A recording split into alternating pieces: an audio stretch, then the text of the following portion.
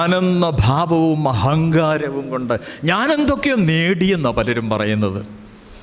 ഞാൻ എന്തൊക്കെയോ ആണ്. അത് സഭയിലും സമൂഹത്തിലും എനിക്ക് ഞാൻ കഴിഞ്ഞേ ഉള്ളൂ, ബാക്കിയുള്ളവരൊക്കെ. ഞാനോ കുറയണം. ഈ മനുഷ്യരെയൊക്കെ സത്യത്തിൽ വേദപുസ്തകം പഠിപ്പിക്കുന്നത് മുഴുവൻ താഴ്മയിൽ നിന്ന് ഉയർച്ചയിലേക്കാണ്. താഴ്ന്ന നിലത്തെ വേരോടും നീരോടും. എപ്പോഴും താഴ്മയുടെ ഒരു അനുഭവം നാം വരും തലമുറയ്ക്കും പകരുവാൻ തക്കവണ്ണം.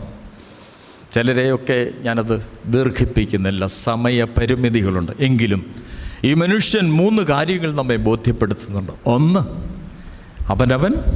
അവനവനെ തിരിച്ചറിയുന്നൊരവസ്ഥ.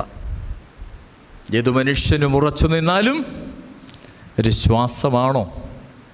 ആർക്കെങ്കിലും ഉറക്കം വരുന്നെങ്കിലും ഒന്ന് എഴുന്നേറ്റിരിക്കാം.